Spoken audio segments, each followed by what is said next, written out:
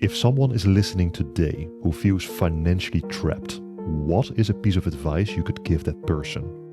The first thing I would ask is, how are you spending? A lot of people think that their paycheck comes in and then it disappears. 100% of the money you come in is gone. And then something might jump up and you're like, I don't have any money left. I have to use a credit card. What problems did you solve? How did you break them down? To start to get ahead, you have to make sure you're not spending everything you have every month. You're starting to get an understanding of what your actual standard of living is. That you're feeling good, you can safely start investing. Because once you start investing, that's when you're truly getting ahead. And that's what I want to help people with, not just get by, but actually get ahead.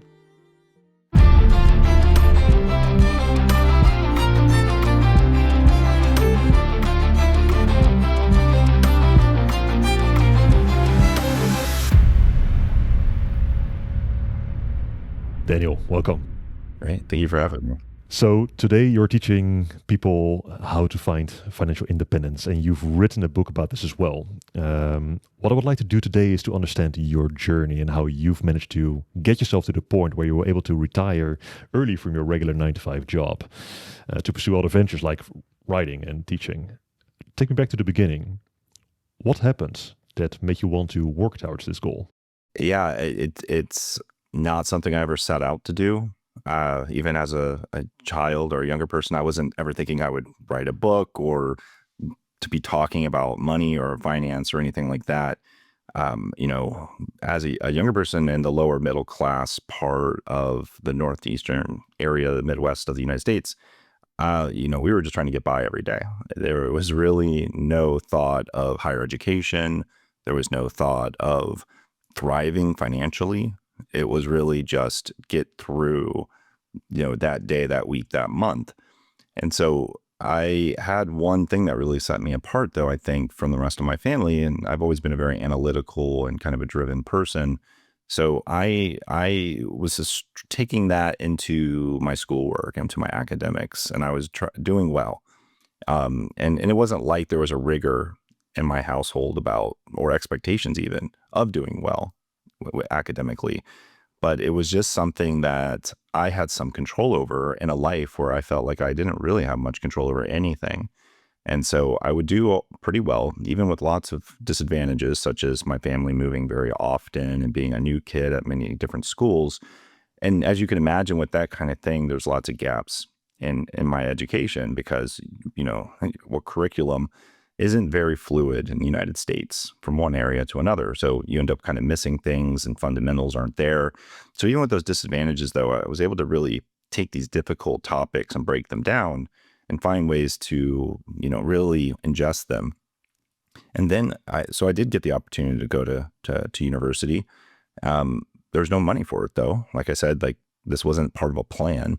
So, I went without kind of naively thinking it would just work out, and then just dealt with the massive stress and pain of trying to pay for it all. And I started working when I was 14 years old. I worked many, many different jobs, scraping together whatever I could. So I've basically been working continuously most of my life. And I continued to do that even when I was full-time in college. I would work at a local Blockbuster video store, like right after classes. I just walked down. I picked a place that was walkable because I couldn't afford to keep my car running. And so I'd go to classes, I would work, and I was borrowing. And borrowing, I had no choice. And by the end of it, I ended up with over $100,000 left. This was after paying what I had to pay, right, for my jobs and scraping together money, but still over $100,000 I owed in school debt. And that was really scary for me. I realized I was trying to do everything right, but there was really no plan. And when there's no plan, you're bouncing around and trying your best. And so I picked even a career, not based it was of something that I was really interested in doing. I picked a career that I had just researched, paid a reasonable salary, because I realized if I was going to go to university, get a degree, it needed to have some value, some return on that time investment. And so I picked computer science, and I just started working at local companies, like I started a heating and air conditioning company. They just made, HVAC equipment. but they needed someone to come in and help them build websites and, different tools and things like, sizing tools for the equipment and, ways to find representatives online. So I built those things for them. I was a single person figuring out all the digital and technology stuff for this company. And that was a pretty good salary for where I was as a young person, but it still wasn't really making a dent into the debt. And so that's when I applied those skills that helped me get into school in the first place, into breaking down that very scary problem, which is, how am I ever going to get my finances under control? And then fast forward 20 years later, I really ended up mastering a lot of skills, because I kept hitting one thing after another when it comes to money. And this is what life is. It's, do you put this into a retirement account? Do you have this kind of savings account? Do you do this type of investment or that type of investment? Should I buy a house? Should I rent a house? Do I keep the mortgage? Do I pay off the mortgage? Do I, save for my kid's college in this way or that way? Should I even have another kid? Can I afford it? Should I take this loan, not take that loan? What type of loan do I take? It's an overwhelming number of things throughout life. And if you've not been prepared or educated for it, like in the United States, we don't do that, it's very hard to get ahead. And that I did that through just breaking down those problems and kind of mastering these subjects over time. I got to a point where, because I was able to retire early from my career, because I did well with that, there was a lot of interest in to package that learning and pay it forward. And I now have my time back, and that's what I decided to do. So my son inspired me to write a book. He's 18. I wanted him to have the book, the guide that I wish someone had handed to me.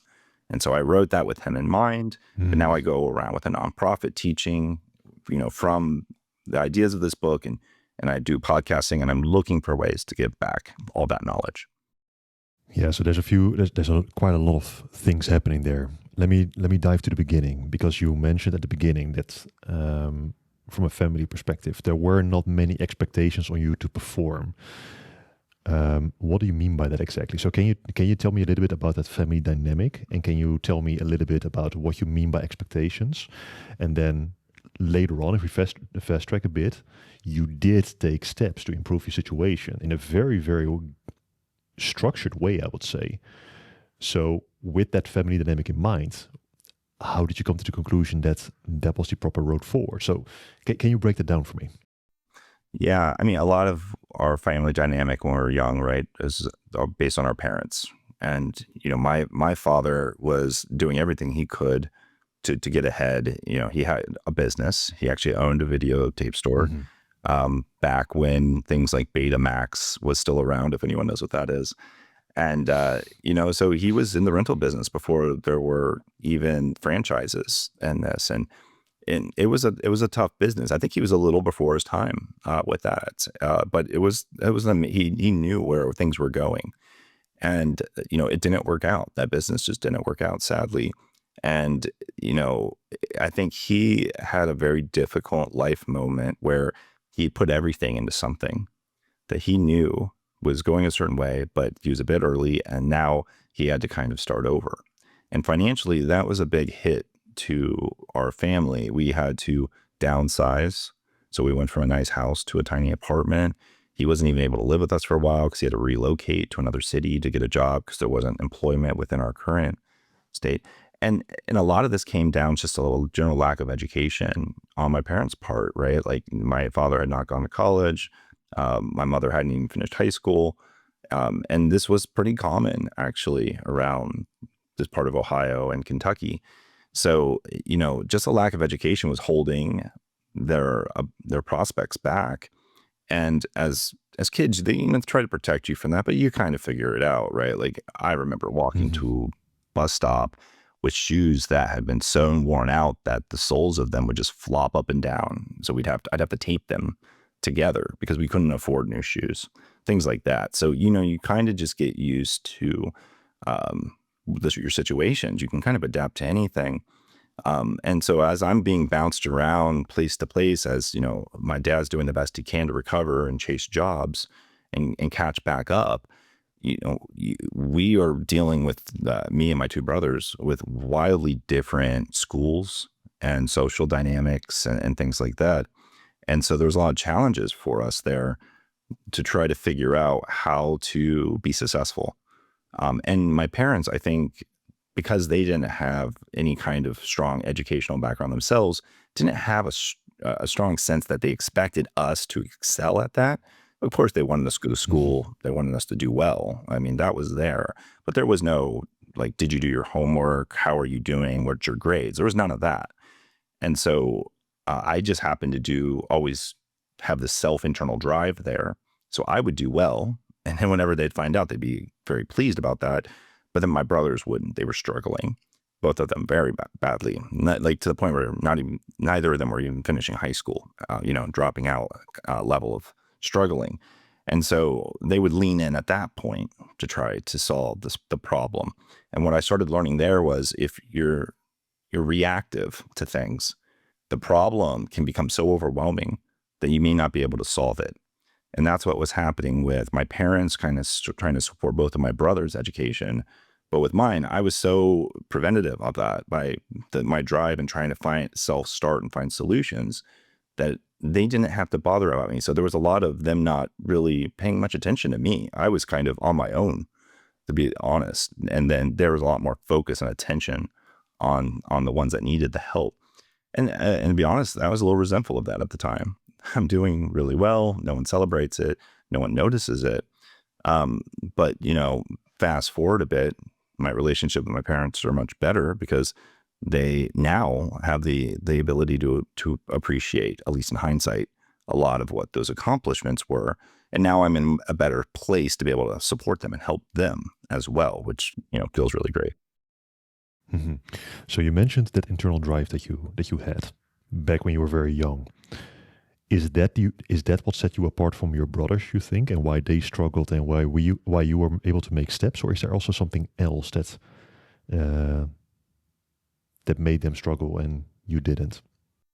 Oh yeah, there's definitely more. And we could get into a whole nother probably podcast on this, but my younger brother in particular, who was only a year and a half younger than me, we were very, very close growing up, almost kind of like twins would be, but then really grew apart really just because of our natural personalities. He's very extroverted, very charismatic, very liked and kind of charming. I was very quiet, very introverted. Hmm.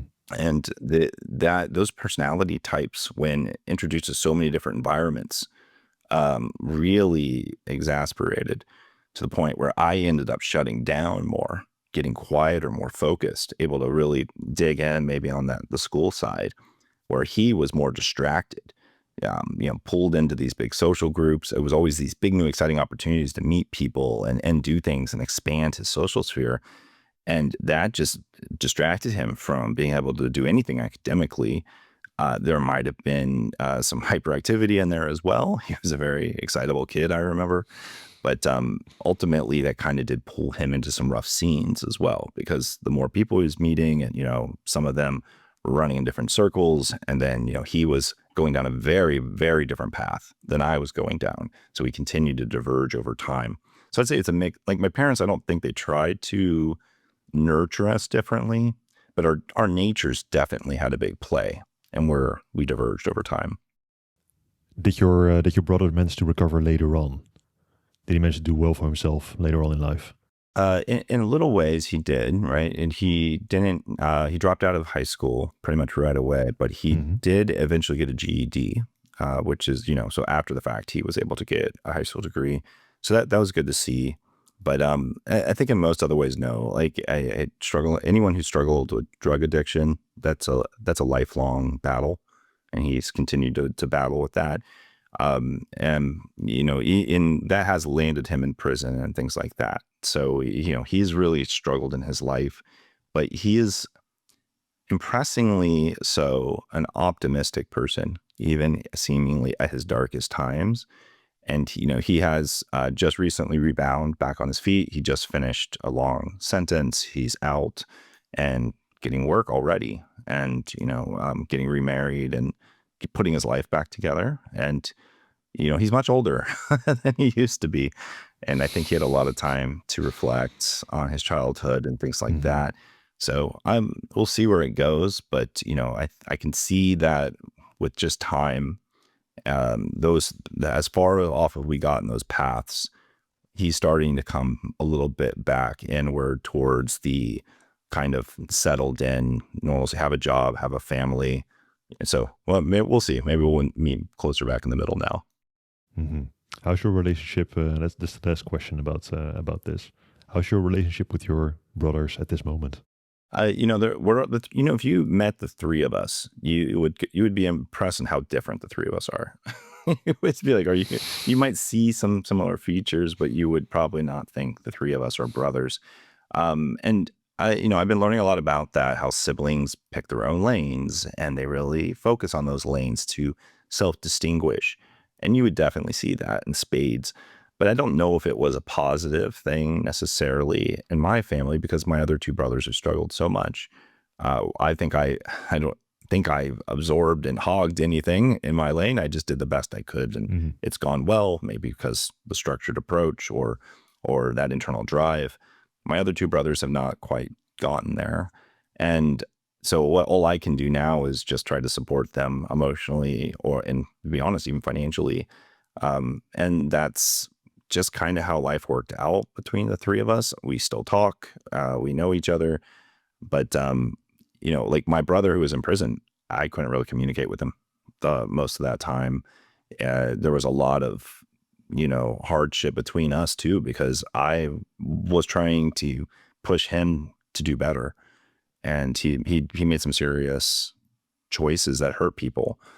And we might have different ethical um, standards for ourselves there, but I'm getting the impression now that he's regretted some of those things, and he wasn't always in the right mind when he was doing that, and Hmm. trying to come back and repair and improve those relationships, I think, is the next phase we're in. Hmm. Hmm. Let's go a little bit back in time again. So you said you applied skills to get out of debt. Yeah. What skills did you apply? And you also mentioned that you were solving problems. What problems did you solve? How did you break them down? What did you do exactly? Yeah. Yeah. Great question. You get in, life gets really busy. I think when you're going from dependent into an independent, you're adulting, whatever you want to call it, that's such a busy time. Like you're going from someone who is cared for to someone who has to be accountable and, dependable. And there's a lot of things you're kind of learning. So at that time, it was have a job, a career, basically, and dealing with the responsibilities of that. I got married, so there's the trying to figure out how to bring two lives together and be a good husband. um, you know, uh, Only 2 years after that, we had our first child. So then it was like the father hat and then it was like, okay, each one of these life events changes the financial picture, every single one of them. So the career one, just the job hat, there's the thinking about your retirement, which can be 40 plus years out. So being able to think very far into the future, thinking about how much money you're actually able to bring home. So after deductions, what's left? And then knowing what to do with that money. There's like 1,000 little decisions that you can do with whatever money you have left after all those little, after Social Security, after taxes, after all those deductions hit you. And that cash flow, it's very difficult to know that I'm making the right decision because so with the marriage part, there's costs. There's a lot of costs with a wedding. There's a lot of costs with combining a household. There's a lot of costs with supporting somebody. My spouse at the time was going to graduate school. I was done with school, but she was continuing. She didn't have the money for that. So I had my school loan and then I had part of hers. So I had to pay for more there. And I shouldn't say it that way. Together, we were combining our finances and figuring out how to fund these things. And so, I had the income at the time coming in from my job. And a lot of that, planning and budgeting was to make sure that she could pay her tuition to continue graduate school so that she could provide that income, further income down the line. So these were plenty of problems but each one of them required some level of decision making and strategizing. And we just kind of took them on one by one. We made some mistakes, and then we would come back together and we'd figure out how to adjust. And over time, we got, really, really good at making the right decisions with what we had. And we saw, or through different ways of measuring our progress, that we were getting ahead. These problems start dropping off. And as life continues, the new problems don't come on at the same volume of frequency that they do during that one period of your life. I feel like there's this period between 18 and 24 that's intense. Yeah. And then it's stuff still happening, but it's slowing down. But if you master the skills during that 18 to 24 period, and you learn a lot and you know how to get ahead, stay ahead, those other things are just simple. Like you already have a good head for it. Mm-hmm. And the stress is much less at that point. Yeah, exactly. And I think it's not just the volume of the problems that come in when you are in a stable position, right? So when you are secure to some degree, even the intensity of the problem that comes forward is different, right? Because you are more capable and more able, and you have more resources at your disposal to take care of those kind of problems as well. And not just resources in a monetary sense, but also, skill, experience, maybe people, maybe time. I don't know. All kinds of different things that you have available that you can throw against those problems.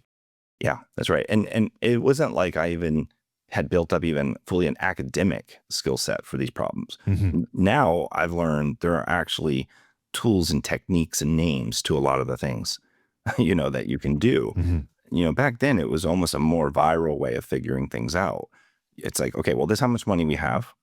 This is how much we're figuring that we're supposed to spend next. Should we spend it all now? Is there an amount we should put on a credit card? Can we pay that off? Like you start to kind of just figure it out through trial and error. And so that can be costly though, is what I learned. It's like, okay, well, wow, we really shouldn't have put even any of that on that credit card. That costs us way more than if we had just done it this other way. Mm-hmm. So when we started learning that kind of stuff, it was really helpful. And I became like fully responsible for all the financial stuff over time. My spouse was like, great, I got it. Keep me updated. Let me know if I need to do anything. And so I was just kind of focus on where we were going, where we were, getting us ahead. And by the time I got close to a retirement situation, I told her, I'm like, hey, we don't even need my income anymore. We're good. And she's like, great. Like there was no argument. There was no like disbelief there. She completely knew that was how much we mastered and got there. And I kept her up to date as we went. But that, that takes me a little bit back to like writing this book. Cause I remember when I announced my early retirement, I was sort of working with a lot of executives and senior leadership at one of the top biggest companies in the world.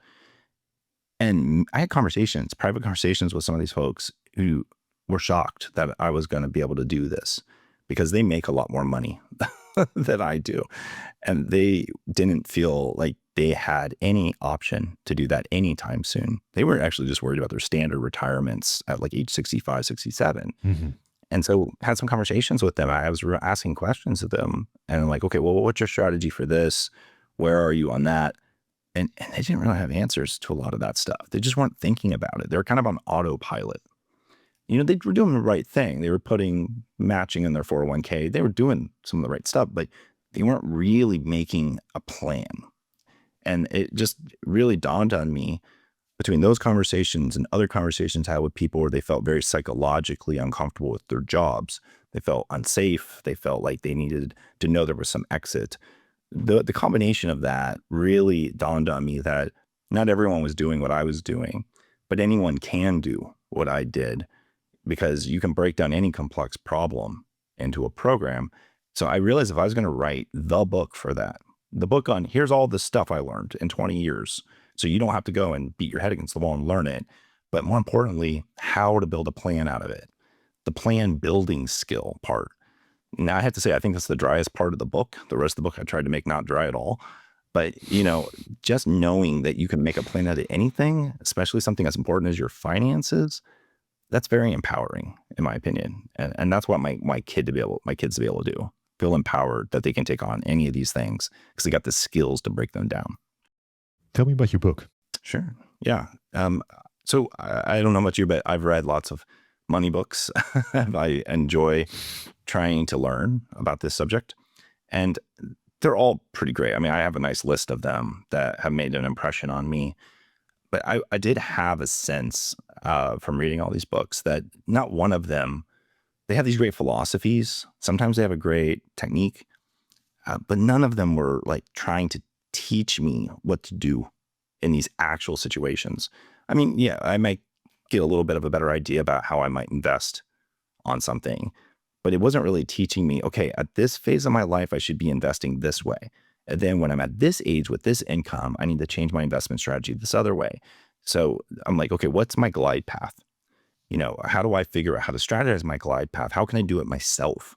Because they're giving me these ideas on how to go teach myself better, but it wasn't actually, I wasn't able to tailor it to my specific situation very well. And so I was feeling a little bit like frustrated that I might have to give my son and my daughter a list of books and say, okay, you should read these, but then you still got to go put it together. And then I knew they probably weren't going to go spend that time. Right. So I needed something more comprehensive, but also something more actionable that I wanted to be very practical. You read this thing, you get it, just enough to get it. And then this is what you do with it.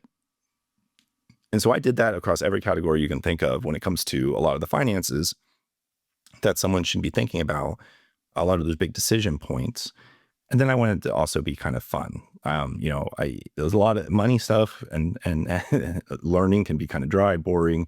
And so I put some narratives in there, some stories that help people understand, okay, this character is going through this thing. This is this is the problem. This is the actual strategy they use to solve the problem. And then there's some great original art, graphics, tables, charts, all made by my very talented son. So I got to collaborate with my son. I got to do some great narrative writing, and I got to lean into all of that knowledge that was just stuck in my head and get it captured and put into a single, tome for people to hopefully benefit from.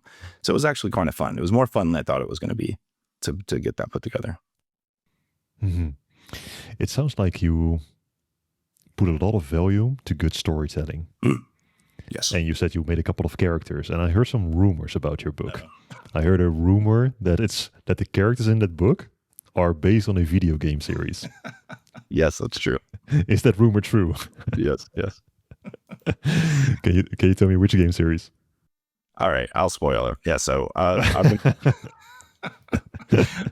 been playing Final Fantasy my whole life, and if anyone who knows Final Fantasy knows, it's just full of characters. It's very a lot of great world building, a lot of character driven stuff, and I don't know. I take some inspiration from these people taking on their challenges and always saving the world. So yeah, I doubt that Sid or Cloud or anyone, whichever, pick your Final Fantasy person, is actually worrying about their 401k.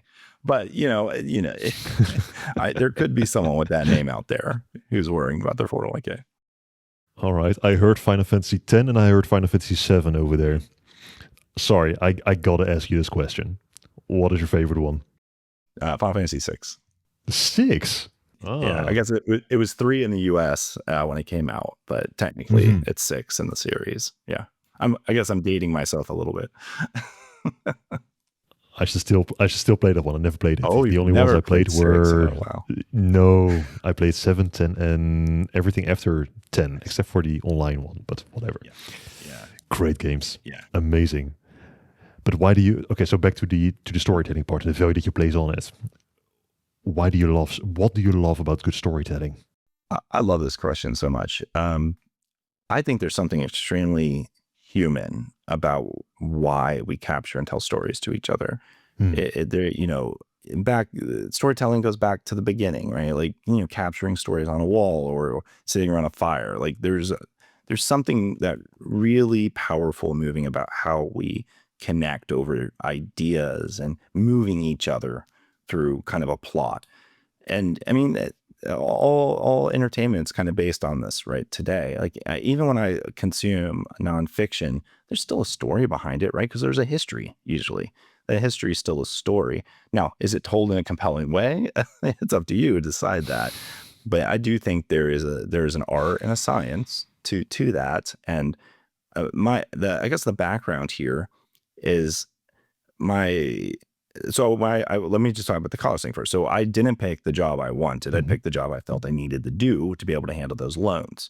If I had picked the job I wanted to do, I probably would have done something more in writing or English or history, something more in those areas. But there was no money in those areas, so I avoided those areas. Right. Now that I'm retired, I can do what I want with my time. I don't have to worry about the financial aspect of it. So now I write because I enjoy it. It's actually something that provides me a lot of happiness, and I don't have to worry about the books selling or doing well. That's not a concern. I can write for the enjoyment of it. So it's a very pure and great activity for me. But that inspiration to even be brave enough to start doing it, actually, I have to give full credit to my son for that, because I was reading to him every day of his life until he was 7 years old, and he started writing his own stories. And he really impressed me with the talent he has for writing. And I just tried to nurture it the best I could. And we were writing and collaborating together, putting self-publishing books on Amazon. We wrote an entire trilogy, a fantasy trilogy. And then I just became his editor after that. He would write books, I would try to edit them, and he'd put them out himself. And now I don't even do that. He's a machine. This guy, he writes up 2 to 3 books a year. He does all the cover art himself. It's amazing. And it's a very talented graphic designer. And he publishes them, and you would think these are like an adult who's been doing it for decades. That's how good he's gotten at this craft. And when I retired, him and everyone else is like, well, what are you going to do with your time? How are you not going to be bored? And everyone was, I've had these conversations about money and retirement, and people were asking me to write a book. But I'll be honest, I was hesitant to write a book. I thought, no one wants a book. People don't have time to read a book. I love reading, but I even don't really have that much time to read a book.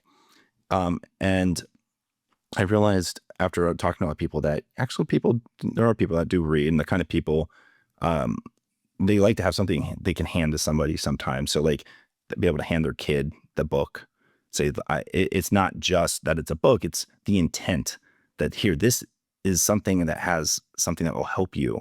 I'm handing it to you because I care about you. And I want you to know that this is a topic you can talk to me about.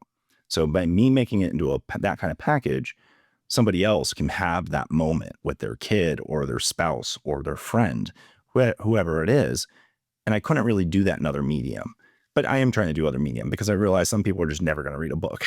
So I have a podcast, ad-free, it's a free podcast. I'm just trying to get all the information out because again, I'm not trying to profit from it. I'm trying to share the information to make it easier for people. Because in the United States, there's no education on this stuff. Yeah, I saw that you published your 5th episode, I think, yesterday. I'll make sure also to put it in the description of this episode. I believe it has the same title as your book, right? Yeah, the title of the podcast is just Escape the Clock. That's a title that came to me through a lot of those conversations, as having people because they felt very trapped by their jobs. Yeah, and how they were constantly working under someone else's agenda all the time. Like, I have to go to this meeting now. I can't continue to have the conversation I want to have, or I have to go pick up my kid. I have to go to this. So very much this idea that, financial independence is reclaiming a lot of your time and being able to not be trapped by the clock anymore. And so, yeah, I named the podcast that as well, because it's a lot of the same strategies in the book I'm covering the podcast, and then I'll expand it with a lot more newer and extra stuff. And I teach as well. So I teach with a nonprofit. So this is my opportunity to go and connect with people locally, at least, and give those same ideas out. So I appreciate you mentioning it and linking to it, because I think, it's only as effective as people know it exists. Yeah. Yeah, and it's got some very very good recommendations as well. Your book seems to be really high quality. Again, I haven't read it myself, but just like you, finance is one of the things I'm quite interested in, and I've been active in the finance world, aside from just spending, of course, but like starting with investing when I was like 16 years old. So yeah, having you on right now, but also reading the recommendations about your book, Escaping the Clock, I'm definitely going to take a look at it. It seems really really interesting. So I have a personal question for you, Yeah. because I'm very interested where the difference is. So it sounds to me that there's a couple of parallels between our lives, in the sense of, um, okay, so the reason why you said you retired, one of the reasons why you said you retired early was because you wanted to not necessarily escape, but you wanted to move away from being stuck in a nine to five job that didn't necessarily help you aside from paying your bills. But you were doing somebody else's agenda, right? Somebody else's work, and you wanted to be free from that, so you could spend more time on the things that matter to you. That makes perfect sense. That makes absolutely perfect sense. I'm asking myself the same question. So one of the things I've been asking myself actually for the last couple of years is the question about retirement. Do I value early retirement so that I can spend more time with, my loved ones, going on vacation, seeing the world, all those sorts of things? And to a degree, the answer to that is yes. And that is also based on the idea that if you ask people in the later stages of their life what they regret, one of the things they bring forward is, I should have spent more time with my family instead, or I should have worked less. You don't hear anybody say, I should have worked harder. That I haven't heard that answer yet. So I have that in mind. Yet to me, the answer to early retirement seems to be going to no still. And even to take it a step further, and let me know what you think about this. So in Netherlands right now, and that's where I live, the retirement age I believe is 67 or 68. It's going up every couple of years, but whatever, it's around that time. In my mind, I will not retire at that age. And that's very weird to say because right now I'm in my 30s. So, what do I know, right? I'm 30. What do I know? Maybe I'll think different in 30 years time. But let me lay out the reasoning behind this. The reasoning behind this is that right now I'm not necessarily stuck in a job because I love what I do, and I have a kind of the same background as you in project management and program management. Different branch, but Yep. potato potato. It's very meaningful, and if I get bored, which sometimes happens, I try to build new things that excite me, so that make me grow as a person. So I'm not stuck to specifically a 9 to 5 position. But let me fast forward to that 67-year-old thing. In my mind, when I'm 67 years old, I will not do hard labor anymore in the sense of, active project management or work in the company, that kind of stuff. But what I see myself doing is teaching, which is exactly what you are doing right now. So in my mind, what you are doing right now, in my mind, you have not retired. You have just shifted your focus. You have shifted your focus towards writing, caring for your family, enjoying life very deeply, but also working on your book, also on teaching, which is one of the most beautiful things a human can do, I believe. With all that context, maybe let's start with the reason why you use the word retirement. Because in my mind, it doesn't sound like you're retired at all. You're just doing something different. You touch on many astute things there. Well, first I want to say I'm not officially retired. I don't collect retirement benefits from the government. I'm not, registered in that way. Some people use the word semi-retired. I've heard that word before. But I think some of these things are actually really important. So I want to emphasize them. Yep. The first is feeling like you can't leave a job. That the financial independence isn't about retirement. It's about choice. It's about freedom. So many people can accomplish this and care about this and do this and not leave their job.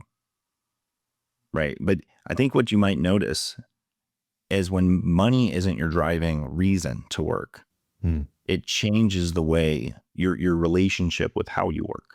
Mm-hmm. So all of a sudden you might feel more emboldened or empowered at work. Maybe you might volunteer to go do something you might not normally volunteer. You're not as worried about your job security.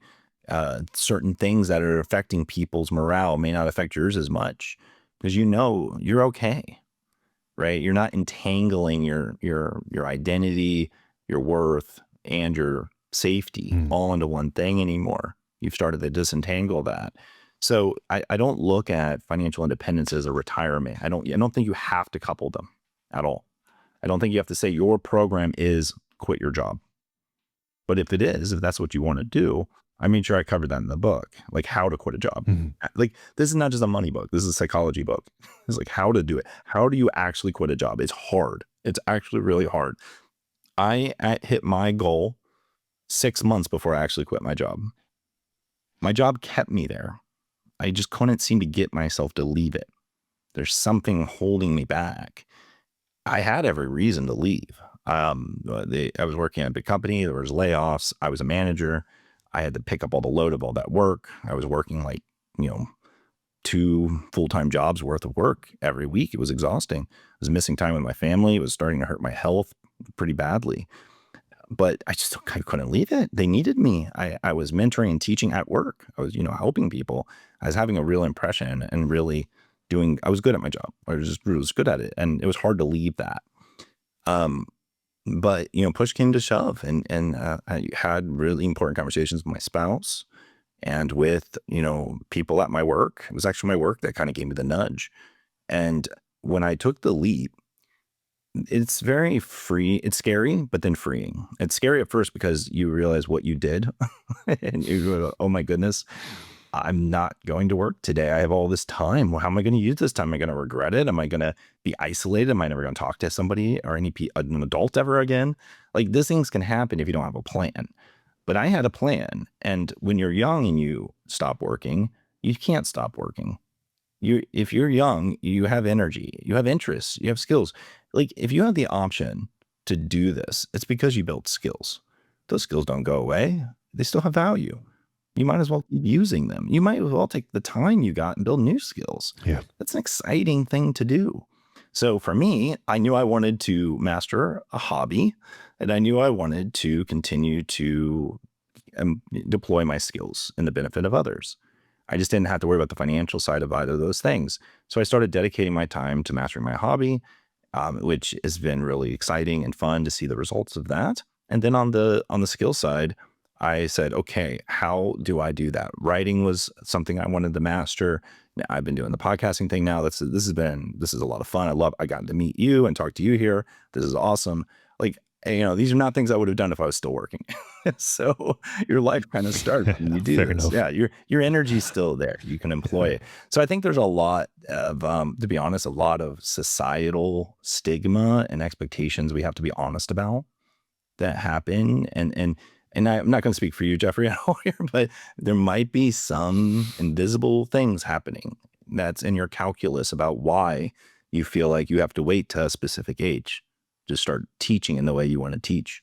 There might be some cultural thing. There could be things there. We just have to kind of look for these biases and understand what they are. Yeah. Yeah, no, you're absolutely right. Maybe. I think if you would ask me that question, I think it's a couple of things. So I'm the kind of person that I can't, and I think you are the same kind of person in this specific case. What I cannot do is be in the same position in a 9-to-5 job doing something I don't absolutely love and that doesn't allow me to learn. Yeah. Because then I'm just working for someone else. Then I wouldn't say waste my time. That's a bit too brutal, but I'm definitely not serving my time. So there needs to be excitement. There needs to be opportunity for growth. There needs to be meaning in there, right? And whatever meaning may mean for you, but that's for me. I am also the kind of person that that takes risks, that tries new stuff, that takes new initiatives, tries to convince or negotiate and those kind of things in order to move choices within the company to new directions. And that's super exciting, right? Because those skills, just as you mentioned before, those kind of skills are not applicable just there. They're applicable everywhere, right? Because the moment you learn negotiation or communication or all these other social human skills, those are not replaceable, right? Those are not held within the company that you work for. They're incredibly valuable. They can help you in your personal relationship with your spouse, with your children, with your friends, with everything, right? That makes it exciting. So then it's not, to me at least, that's how it feels to me. It's not work. It is work in a literal way, right? But it is not. It's a passion. It's fun. It's good. It's not like, oh man, is it looking at the clock? Is it 5 o'clock already so I can go home? Looking at your watch. It's not that. If I ever catch myself being in that position, man, I will do whatever I can to get, not necessarily to get out of the company, but I'll make it exciting, right? And if the company doesn't allow it to be exciting because you hit a ceiling or because something else is going on, fine. Then that opportunity for excitement is not there. Perfectly fine. But then, the road splits. Yeah. Then you have to look for something else. Look, I'm not the only person who's done this, right? Like, it's not like I'm writing a book because I'm the first person ever in my early 40s to just quit my job and try to get my time back. Yeah. There's like big movements dedicated to this, like FIRE and other things like that. But I'm somebody who wanted to take my skills and use and lean into that for the writing to make the book valuable. The skills were the program and the project management stuff, because anyone can use these skills to make anything in life easier and more actionable. So I leaned into that skill when I wrote the book. Yeah, like otherwise, like all the people who have done well in the stock market could write the book about how they did well in the stock market. Yeah. That's not necessarily all that impressive. What's impressive is being able to package things in a way that can help somebody and make something actual. So that's where my skills leaned into what I was doing. And your skills are extremely valuable outside of your job. They just are. And if you had the time to go and lean into packaging your skills in whatever medium, forum, or whatever it is that you wanted to do, I know it would resonate and bring meaning. And so the meaning part is what's important. Like, everyone cares about meaning. I don't think anyone wants to have a meaningless life. Mm-hmm. I don't believe that. But some people feel like they have no choice. I'm sorry, I have to work for that boss I don't like. I have to go do those shifts. I have to do that thing because I have to pay my bills. I wish I had a job that excited me. I don't have that choice. Like, I know that exists. And so knowing though that you can have control of certain things in your life, like your spending, if you put something on a credit card, how to save so that you actually get a return, when is it okay to invest, and how to think about investing, just so you can take whatever, even if it's a tiny amount, so it can become more. That's the snowball. And as soon as you can get a snowball going, time is your friend. Yeah. So the more time you have, the larger these snowballs can come. And before you know it, even if you stay in that, what you might think of as a dead-end job, you're still getting ahead instead of just getting by. And that's what I want to help people with. Not just get by, but actually get ahead. Yeah. Let's break this down, Yeah. because I think this is an absolutely crucial point. So let me ask you the following question, because I think that will trigger a couple of things about what people can do, financially speaking, in order to make their lives better, right? And focus on their goals rather than just to survive. So if someone is listening today to this conversation with us who feels financially trapped, what is a piece of advice you could give that person right now? Yeah. The first thing I would ask is, how are you spending? I have to start with spending, because a lot of people think that their paycheck comes in and then it disappears, right? Like 100% of the money you come in is gone.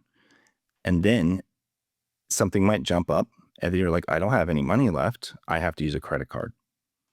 Then next month, you might notice that paycheck disappearing a little faster because you had a credit card bill that was larger than you had before.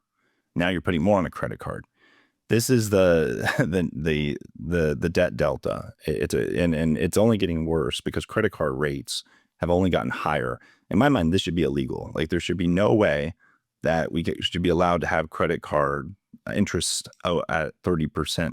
Like that should not be a okay thing, but sadly it is. And people, even young people, like teenagers, are able to start building massive debt. So you have to just open your eyes when it comes to your spending, because the truth is, to start to get ahead, you have to make sure you're not spending everything you have every month. And to do that, you can take some action and start building an actual plan for yourself. Some people talk about his budget, and there's all kinds of different, budgeting tools and things you can look at out there. There's like 50, 30, 20 plans you can make, where you're holding yourself to a certain percentage of your paycheck going towards your costs, versus towards saving, versus towards, the things you want to buy. But that's actually important. It's the actual knowing what your actual costs are and what your wants are, your wants and your needs. Because as soon as you start breaking apart your essentials and your non-essentials, now all of a sudden you have an area where you can make a dent. And so that's what's important, is to understand and start to look at your spending. Even if you're just looking at your last month's spending, it's something. I personally recommended look at the whole year, see what you did, because once you look at 1 year of your spending, you actually calculate your cost of living. And as you look at your spending year to year to year, you're starting to get an understanding of what your actual standard of living is. And your standard of living is such an important number, because that's the number you can plan against for the long term. Let's say you're really spending $100,000 a year, around that, right? It's going to fluctuate with inflation. It's going to fluctuate with little life events and things like that. Let's just say it's generally 100,000, just for an easy number. Well, now you can think of, well, if I need to finance myself for 5 years, right, I'm going to need $500,000. I'm simplifying it right now a bit. The book does a better job, and I have a free tool that I give away. I took my spreadsheet and I made it into a template, and I give it away online.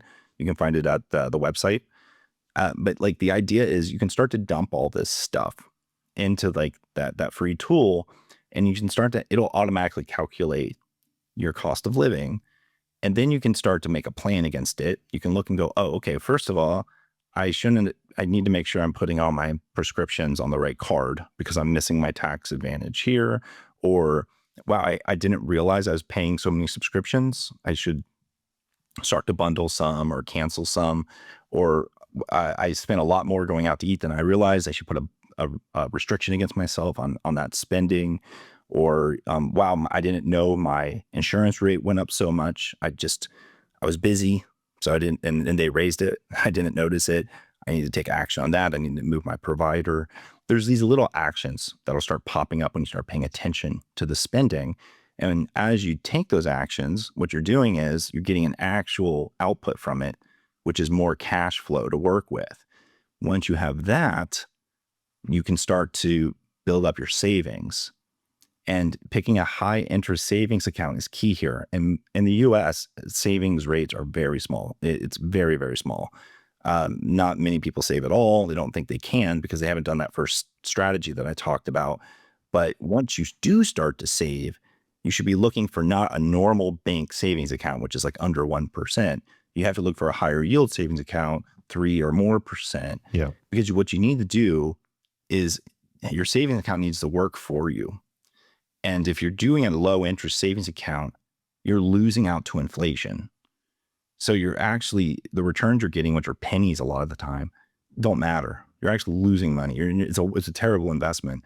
So once you start to find a higher yield savings account or a money market account, like a 5% or something, as long as it's higher than inflation, you're actually getting a positive return, and it compounds interest over time. So that's an actual snowball. So that's the action. This is the big strategy for most people, is to start getting control. Know where you're spending. Start to make sure you have some cash flow left each month to build a higher interest savings account. And then eventually, it might take a couple months or even a year, 1 or 2 years. Eventually, you'll have enough in that savings account that when life hits you with that unexpected thing, you're not going to think about your credit card or dipping into your retirement or taking a loan. You're going to have insurance built up through your savings account. It'll absorb it for you. And When you have enough in there that you're feeling good, you can safely start investing. Because once you start investing, that's when you're truly getting ahead. And investing's a scary word for a lot of people. I think that, they don't feel like that's not for me or whatever. That's what rich people do. Yeah, they're right. It is for rich people. That's what rich people do. And that's what you need to do as well. There are non-gambling ways to invest. There's smart and safe ways to invest. And the trick, when I'm helping like my son, he did not want to do it at all. So I'm like, okay, great. Well, instead of your money, I'm going to give you money. So when you lose it, you don't have to feel bad. And he went through it and he used that money and he made his first investments and that money has grown. And now he's starting to go, oh, I get it. Okay, so I should only put money in there. I'm okay losing.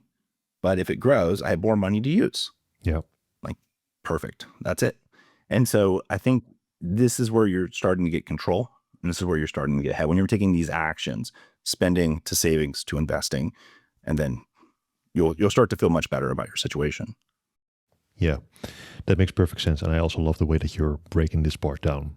And to a very large degree, I think even to a perfect degree, I fully agree with that, with that strategy.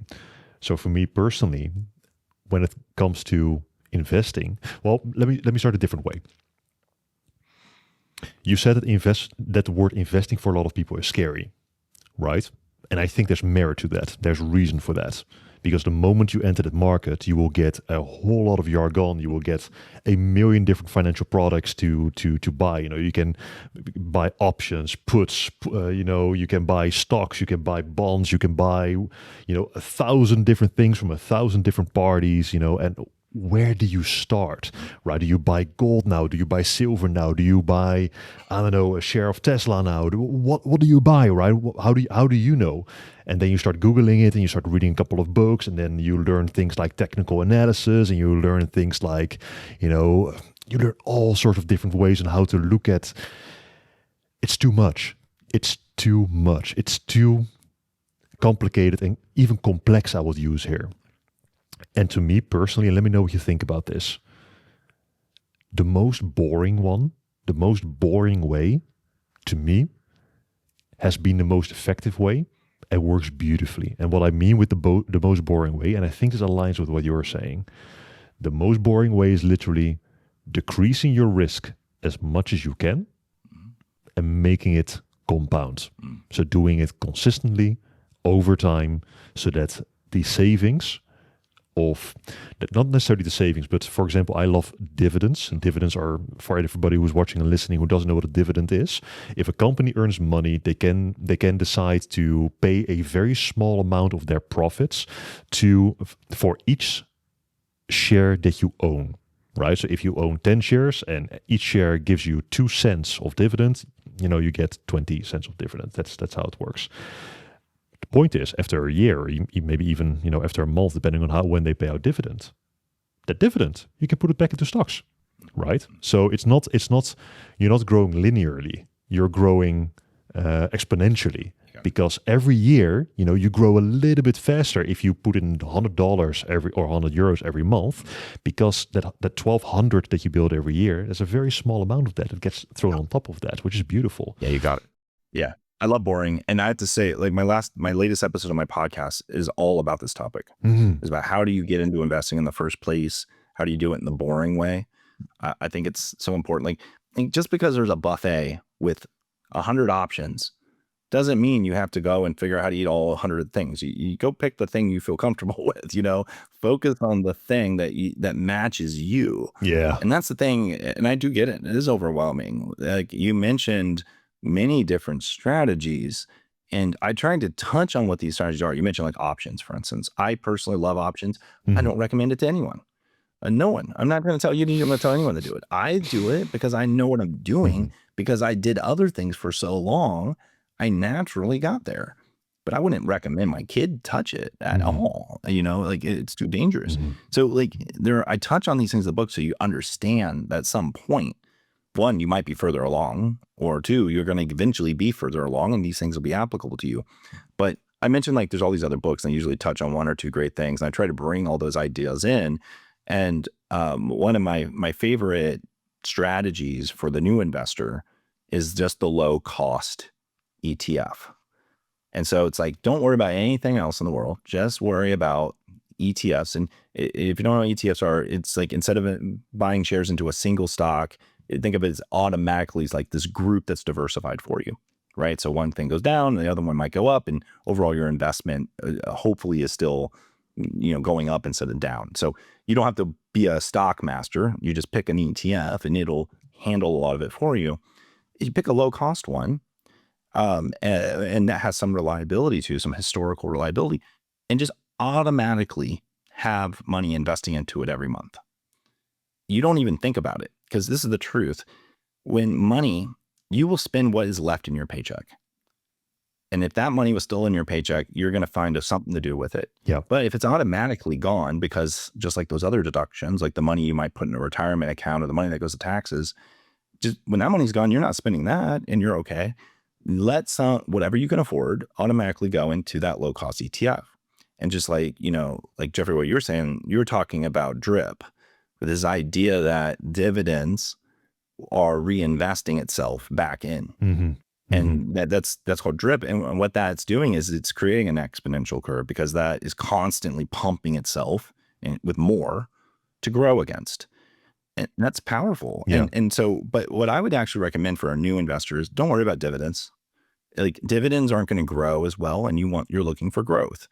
Dividends are great for the person who's built up a nice long, big portfolio, or they're in the middle phase and they're looking to get the next boost. Yeah. Me, I moved everything to dividends because I'm like in a quote unquote retirement situation. I actually have those dividends paying cash into a bank account instead of reinvesting. That's actually a paycheck for me. So that's one thing I cover in the book, and I know you haven't seen the book yet. So we talked about many important things, but what we didn't talk about was passive income. And unlike fire doesn't talk about passive income necessarily. Barista fire touches a little bit, but we can get into fire too if you want. But some of these big movements, there's so much focus on savings. Save to some magic number, and then you're going to pull money out of that savings and live off of it. Then I don't think that works for most people. I think it works for some people. I don't think it works for most, because I think there's power in a payment to you. There's power in a paycheck. There's a reason you want that to keep coming. When you have cash flow coming in, one, it's kind of exciting. Oh, I got more money this month because I got more cash. I can do more. Maybe I'll go splurge it. Maybe I'll go to this concert. That's great. And that's what passive income does for you. The more you're building that alternative income source, the more you can feel that you've replaced what you used to get from your job income. So I think there's a psychology that's important to what we're talking about here. It's not just saving enough and even using investing as an accelerant. It's about having put all the pieces in place so that you're always comfortable about your financial situation. And I think the dividends is an amazing passive income source. I love it. Also, that high yield savings account is an amazing passive income source. The amount of interest, and by the way, a high yield savings account is an investment. Like, it just is. Like, you're investing in maybe a money market or a certificate of deposit or something that's bringing interest back into that bank account. So it's just more liquid, so you can get into it more easily a lot of the time. But anyways, that money, as that's growing, that interest you're getting, that's income. You have to report it as income. You pay taxes on the United States. At least that's because we're in a very income focused system. But, you get enough savings built up. You could be making $1,000 or more a month in your savings account alone. Now, okay, when you could get to a point where you're at $12,000 a year in savings, maybe you're getting $6,000 a year in dividends. Maybe you take your skills and you put something out there, and you're getting some royalties on something. There's I put all these strategies in the book, because it depends on what you like, who you are, but you put enough of those in place, and now you're still getting paid on top of having sufficient savings to live on. And all of a sudden, you're not just getting by. You actually might be getting ahead and actually continuing to build wealth, even though you're not working. And that's what I'm trying to teach people. It's how to build substantial wealth, generational wealth, things. I'm not a die with zero person. I'm not like calculate exactly that number and then drain it out and say, all right, screw you, I'm ready, I'm done. I'm more of a have some legacy to leave by. It could be a charity, it could be to your family, it could be to whatever. But, always feel like you got something, and whatever that is, it's empowering you to do something. Yeah. What comes forward in your work and also in the other places that you speak is, and if I'm going to summarize here. So if there's anything incorrect, let me know. But what you're trying to do, I think, is you're trying to make people aware that time is a very valuable thing, and that applying skills and deploying financial resources, or deploying resources in general, smart in the long run can pay dividends. Not a literal dividend, but in this case, it can help you grow your wealth. And it very likely will help you grow your wealth.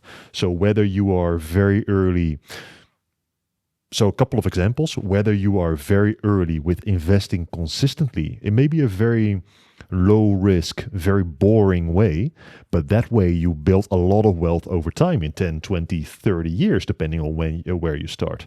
But at the same time, you apply the concept of time in a different way as well, because time can be invested to grow skill. And with skill, you increase your capacity or your capability to generate more wealth, right? So whether it's getting higher paid jobs, or whether it's starting your own business, or whether it's writing a book in order, to get some income from that front. Those are all ways that you can use time to grow your wealth. I think that's, if I would have to summarize everything that you're saying into like a golden thread through what you're saying, that will be it. How does it sound to you? Is that a correct summary? I think it's a correct summary. Spot on. Tried to make that super clear in the book. I love that you were able to kind of suss that out just from our conversation. I believe that to my bones. Mm-hmm. So when you borrow money, you're taking money from your future and you're bringing it into your present. Mm-hmm. When you save money, you're taking money from your present and you're pushing it into your future. Right. And so when you're saving and investing and doing those things, you might feel like I'm losing money right now. But the truth is, you're setting yourself up, your future self, to be in a much better situation than you are today. A little hit today can be a massive benefit tomorrow. So if you could, you'd thank yourself. Your future self will come back and thank you for doing that. But when you're borrowing, you're taking money from yourself, from your future. You're borrowing it forward. And sometimes it's hard to get that back. And sometimes we overborrow, and it can be dangerous. But yeah, the time aspect, time is finite. We only have so much of it. It also is variable.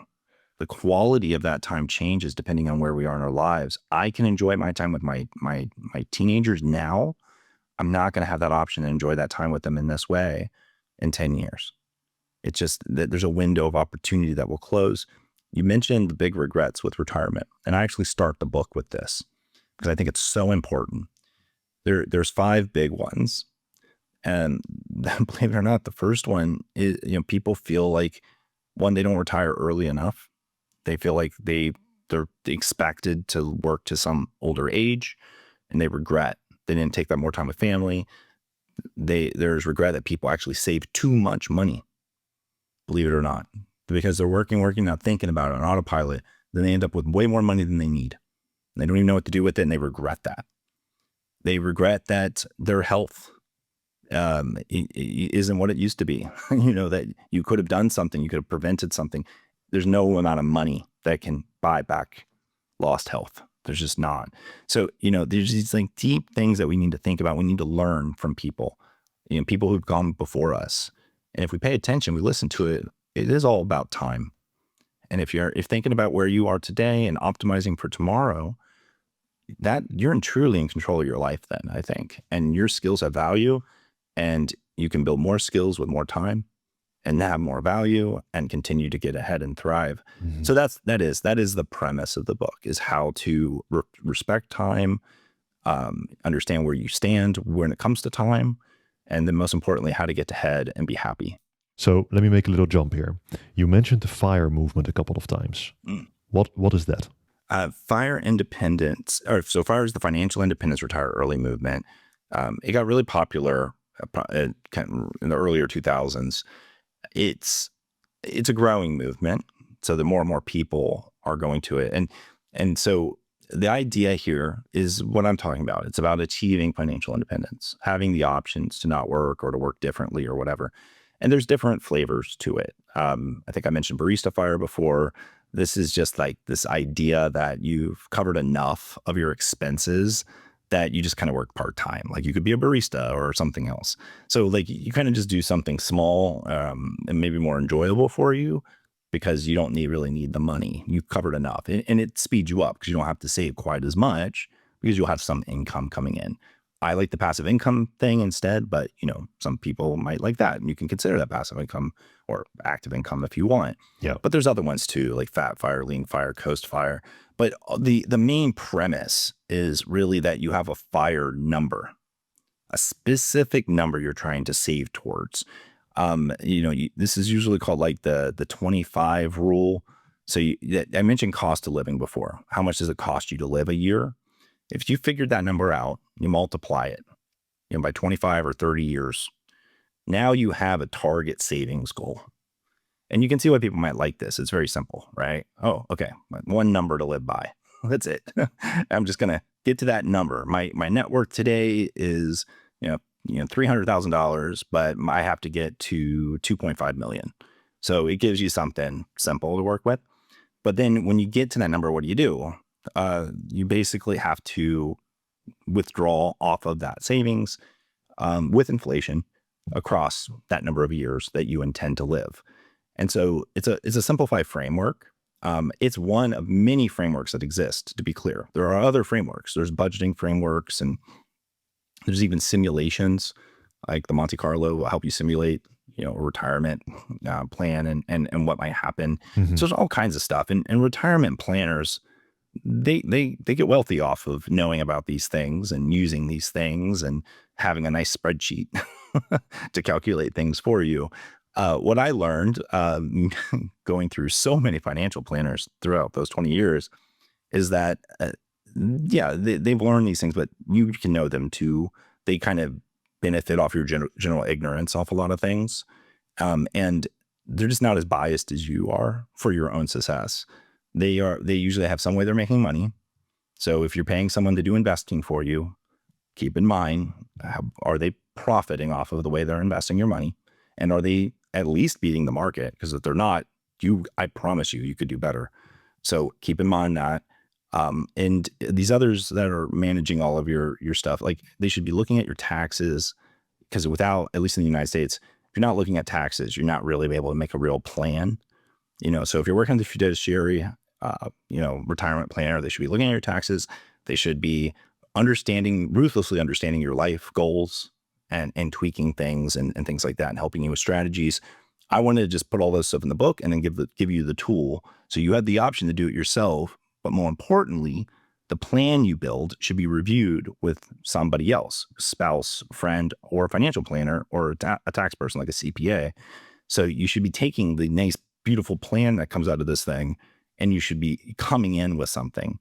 So I promise you, they're going to make you do the work anyways. If you never talked to a financial planner, they're going to make you fill in forms and give them the data.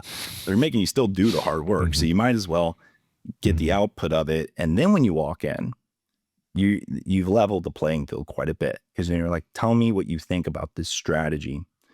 Should I be thinking about something different? Am I missing something? And you're always in control, because at the end of the day, when that person quits or retires or whatever, you're still there. You're still there with your plan.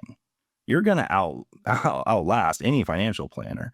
So FIRE is a simple strategy for a lot of people, and it's very popular because of that. But there's other ones. So I try to bring them all and give you the options, because any of those can be in a program. FIRE could be a program for you easily.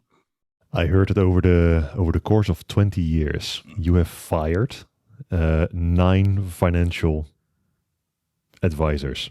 Yes. You've outgrown them. Yes. Why did what happened with that? I'll be clear. Like, a lot of these people are amazing. We left them very amicable terms. It was not like, but some of them did not end as nicely. I'll be honest. Like, because one thing is, I would ask them for their legal disclosure. So they have to give this, right? Like, there's a legal disclosure about, it has everything in it about how they're getting paid, what restrictions they have, all kinds of things. Always ask for that. And you can usually get 1 or 2 free meetings with a financial advisor, and before they should really try to upsell you. And if you're not even sure how to read that thing, just put it in a chat bot. Like, use your favorite AI and tell it to summarize it for you or something, to really try to understand these legal agreements, because they're getting paid somehow. And you should understand that. And if they're getting paid by taking 2% of your net worth every year, that is a substantial amount of money. And you should really be honest about the value you're getting out of that. And it's not always 2%. It is for lower net worths, but as the net worths go up, they'll take a little less typically. A smaller percentage. Yeah, this is a typical model. Not all do this, but some will do, like, okay, eventually you'll be down to 0.75% of your worth every year, because, I've helped grow you to X millions of dollars. This is kind of like the sales pitch for some of them. Personally, that amount of money is, it's hard. You can't sneeze at that. That's a lot. So I'm always really nervous about that model. Others are less, like they might be more transactional based, but if you're paying a financial advisor per transaction, they're going to be biased to make more transactions. You don't want your portfolio moving that often. Of course, that's a lot of loss in fees. Or they might make money because they push you onto a certain provider. There might be a certain broker they have, like, they profit from having you use. You should think about that. Is that the right broker for me? Do I really want to be locked into that? Am I paying a maintenance fee for that broker? So, like, I would learn all these things, and I'd be like, I'm not okay with that. I'm not going to pay a maintenance fee on my retirement account. Like, why would I do that? Mm-hmm. What are you maintaining? Like, what are you doing? Where all the others are free. And so these would come up, and it would be non-negotiables because their hands would be tied a lot of times. And so I would walk away, or they would try to oversell me on something, and I would push on it. Like, you're saying you're going to always get 12% guaranteed every year? How is that possible? No one can guarantee a return. Nobody. No one knows the future. So the more I pushed on that, the more I realized it was just kind of smoke and mirror stuff, like some magic spreadsheet they swore they had or whatever. So you just come in skeptical, but definitely go in, because talking to financial advisors are very worth it. The more you talk to them, the more they have real value and real knowledge, but they have to get paid. And so you have to be willing to say, how far is this partnership going to go for me? Yeah. Are they aligned with my goals? Are they a good communicator? Yeah. I'd ask that too. Like, do you feel rapport? Like, is it clear what they're saying? Do you understand it? If you don't, be honest with them. Like, hey, you just said a bunch of stuff. I don't understand what you said. Like, you need to put a layman's term. Yeah. Yeah, you should definitely be not skeptical per se, but you should definitely be critical. And it sounds to me like you're also the kind of person you don't just want to hire somebody to do a job and not understand how it works yourself, because then you open yourself up to being taken advantage of. That's just being naive, right? Because exactly like you just laid out, there is definitely an incentive structure over on their side to make specific moves in order to maximize their income, to maximize their specific gains. So if your example with making multiple transactions and getting a fee for every transaction, that's a prime one, because then they're going to buy and sell stocks 10, 20 times a day just to generate those transactions, 100%. So you have to be very aware of that. Well, but it sounds to me like, again, you are the kind of person that also wants to figure out how it works. And you have been doing that since your childhood. Once you started breaking down those problems, how you started visualizing how you could go out of that debt, right? So to me, it seems that you started those relationships with those financial advisors to learn from them, to see what they were about, to test the waters.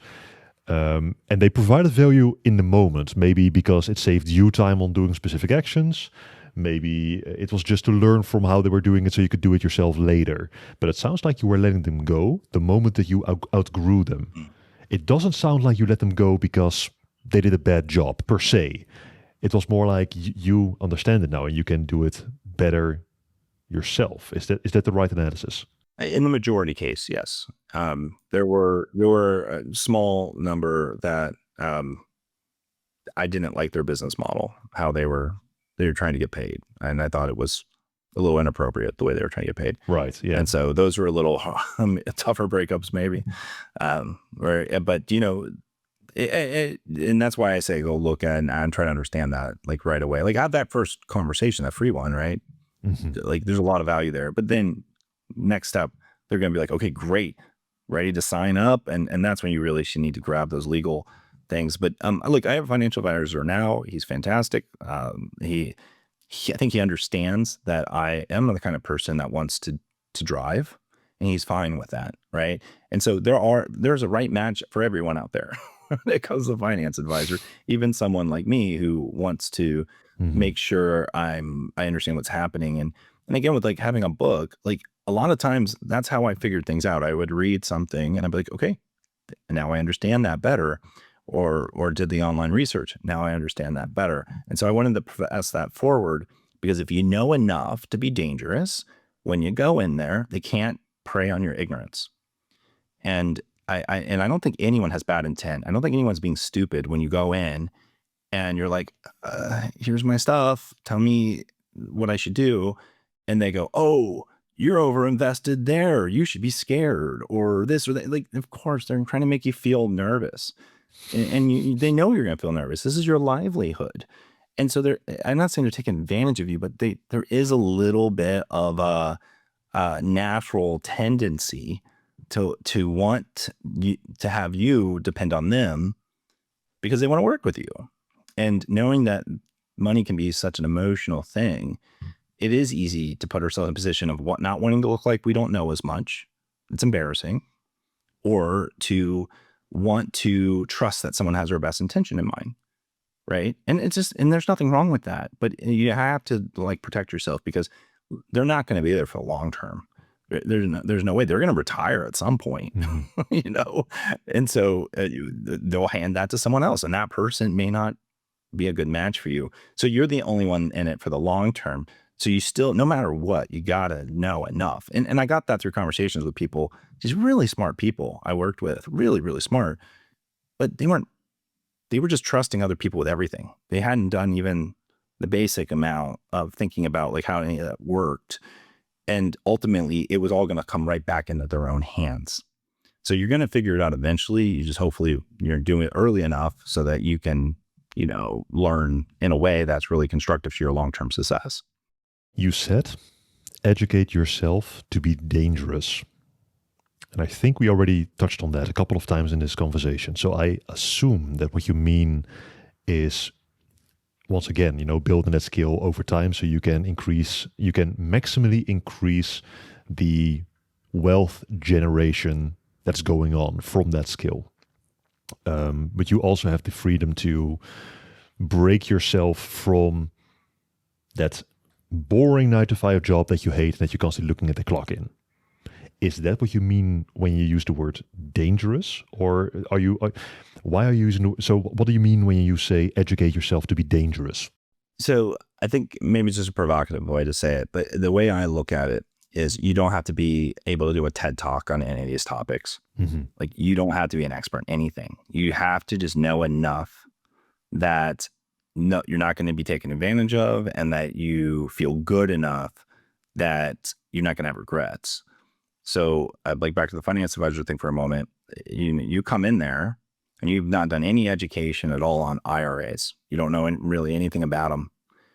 You could easily be talked into a traditional IRA, a pre-tax or an after-tax IRA, like that you're not aware of the differences of, and it may not fit your long-term goals because you didn't convey those long-term goals properly or maybe at all to that person. So they put you in a dangerous situation, right? They put you potentially into putting money into a retirement account, such as like maybe like a traditional IRA, which would then later have requirement distributions, forcing you to pull money out at a certain age when you have a pension. Well, now you create a tax situation for yourself. You could have avoided that if you had learned enough that when you went in there and they said, okay, you need this traditional IRA, be like, oh, nope, you're wrong. And this is why I actually need this other thing. And then your conversation continues, right? I guess, avoiding danger, but also coming in there and you're kind of making a statement that you're not someone to mess with. You know enough that you're gonna, stay out of those pitfalls, because that's the truth. Like, there are pitfalls, in lots of different places, and these can be pretty costly. Yeah. I like the martial arts analogy over here. So you can make the argument that's the same thing, right? You're training martial arts so you can fight good, so you can defend yourself good, so you are dangerous, right? That doesn't mean you are literally dangerous because you're looking for a fight. That's right. But it means you are able to stand up for yourself when something happens. That's what I mean. Yeah. Yeah. And I thank you for clarifying it, because at the end of the day, you need to stand up for yourself when it comes to your money, because that is your livelihood. Yeah. It's not just your livelihood. It could be a spouse, significant others, parents, children. Like, if you're the kind of person who's caring about this, you're probably the financially responsible person in your life, or you're trying to be. And, it can be a little overwhelming to learn all this stuff. So I wanted to boil it down and just give you enough that you could go deeper if you needed to, or you could go into that conversation that you need to have with somebody to be able to stand up for yourself and not feel like you're being taken advantage of. You said in the beginning of our conversation that you wrote your book, Escape the Clock, with your son in mind. You also said that storytelling, that you love it, that storytelling is very important to you. And you also said that your son has pretty much copied that love for storytelling. And he has gone above and beyond. Oh, yeah. He has written, 15 books by now?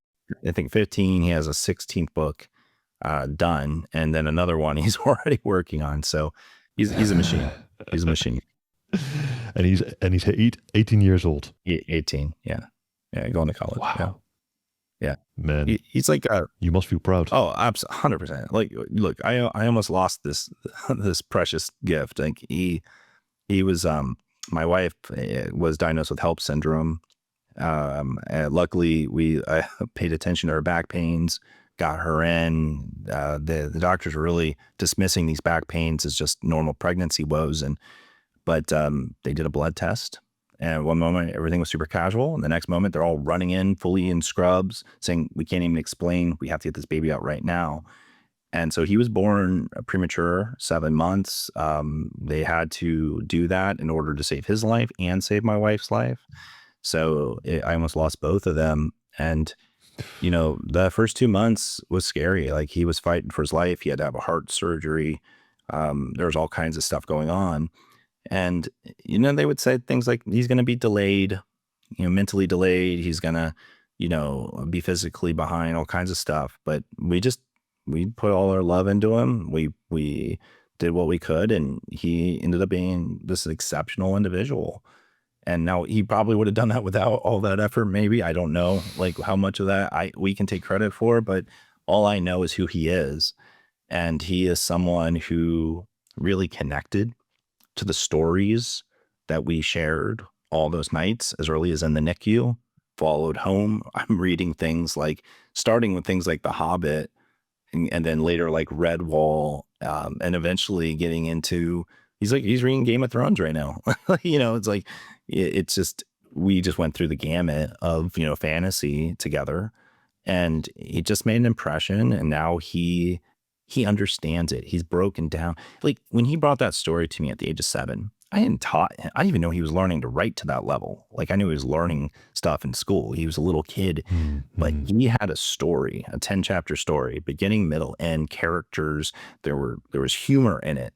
Like, he had all the structure, and he got that just by staring at those books that I would hold open, reading to him. He was able to break that all down. The human mind is amazing, what it's capable of, if you just feed it enough. And now he has no lack of creativity. He takes inspiration from amazing places, and he tells original stories from it. He's never marketed a single book ever. Like, no one has really discovers these things, but one day he's going to put something really out there, and it's going to get discovered, and everyone's going to find this back catalog, like just dozens of books that are fantastic and worth reading. I'm like so excited for that. He doesn't know this is going to happen yet, by the way. He doesn't know that, but I know this. One day he will be discovered. And it's going to be so exciting when that day happens. Right now, he's just excited to go to college. You know, he's ready. He's about to finish his AP tests. Now he's going to go to university. He's going to figure out how to be a graphic designer or visual communicator. Awesome. But I know he has bigger stuff coming. I can't wait for it. Man, how beautiful is that story? That from a very young age, you were reading to your son every single day. You're reading him these stories. He absorbed these stories like they probably infected his whole mind, his whole thinking, right, in a good way. And then he picks up that love that you have for good storytelling, and he carries it himself, and he writes like 15 books in 18 years. That is insane. It's crazy. That's very that's. Let me ask you this. With that in mind, and with that whole experience that you just laid out, what is the greatest lesson that your son has taught you?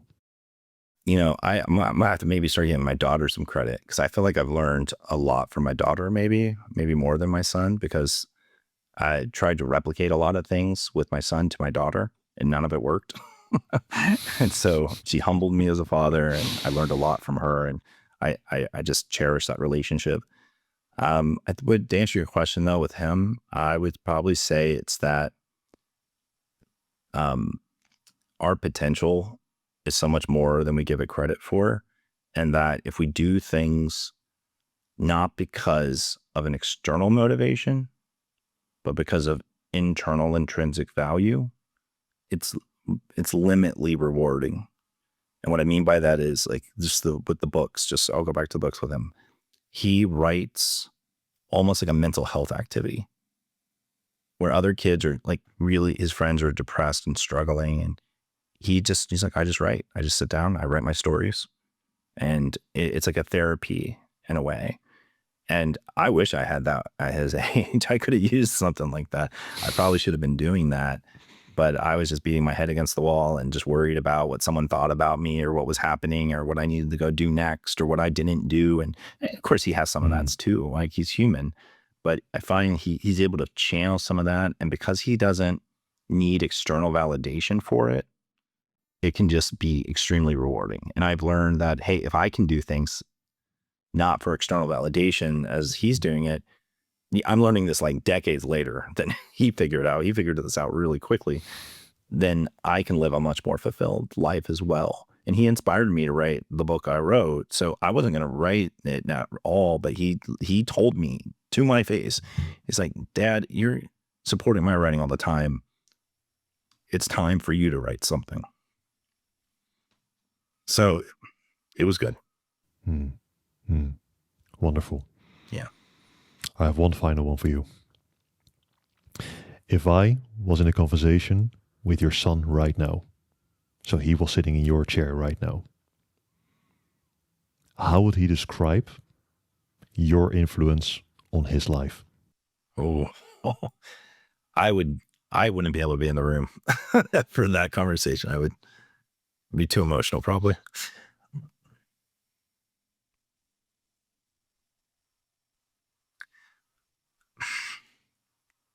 I can't believe you're really getting me with these, Jeffrey. I would say he would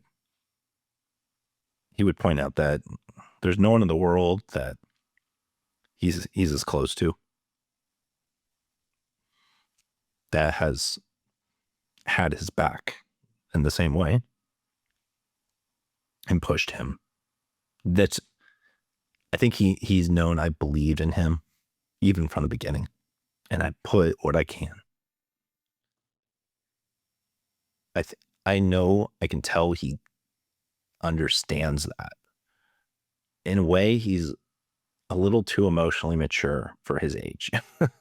Like, sometimes I worry he needs to be more of a kid, and because it's not like he grew up too fast. He was never forced to have a massive responsibility at a young age. But I think just the nature of fighting for one's life, and then being provided an insulated, loving, careful environment and nurturing, I think you create very strong dependencies But now, it's hard to lose that. So he'll go to college. He'll be away from me physically for the first time. It's scary for him. It's scary for him. Like it's hard to see your kids leave when you're close to them like that. I'm excited for him though. And so for me, I'm not as worried about it because I'm ready for him to get out there and make adult relationships and get the validation he says he doesn't need. I think everyone needs it to some degree. I think he'll get a lot out of that. I can give it to him all day long, but he almost might take that for granted. He might tell you, my dad will always tell me it's okay. He always will believe in me. Mm-hmm. I think that's great that he knows that. Clearly he knows I have his best interest in mind, but I need him to believe in himself. I need him to know that he is enough. And I think going out there into the world like he's about to, he will find that.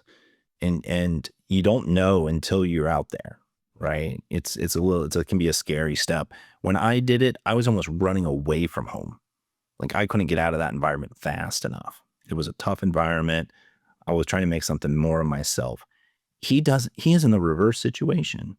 He has everything he needs in a perfect situation.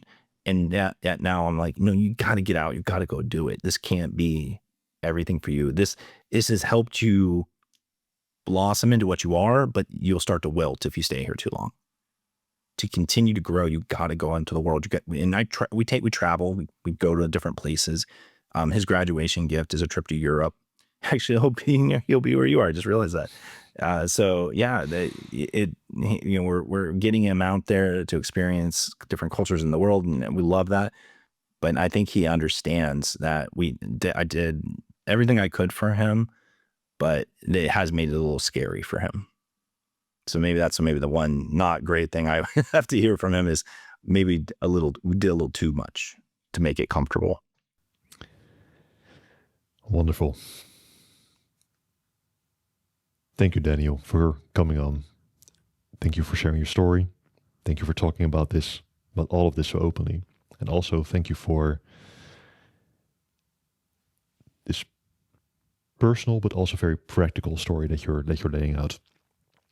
There's a lot of people in the world, I think, that can really use what you're saying, because you're not setting a dream. You're not setting a pie in the sky, right? What you're saying is build your skills, be aware of your time, and make the good choices. Not necessarily to make the most money, but to be independent and to do what you love and to spend time with what is important. I think that is the message that you're giving. And there's nothing more important than that, right? Because like you said, time is finite. So why not get the best out of it? Daniel, you are a wonderful human being. Thank you for your openness. Thank you for your honesty. Thank you for this deeply personal story. It was a pleasure talking with you. Thank you for hearing it out, and thank you for your wonderful questions. It has been an absolute pleasure to talk to you and meet you, and thank you for having me on here. And I truly hope that folks can take away that, we have so much potential and everyone has value, and there's a lot you can do with that when you start following your own agenda. And now, I hope this helps. And just know, there's a lot of good in life, and it starts when we start really working for it. So thank you, Jeffrey. Wonderful. Thanks, Daniel. Take care of yourself. You too.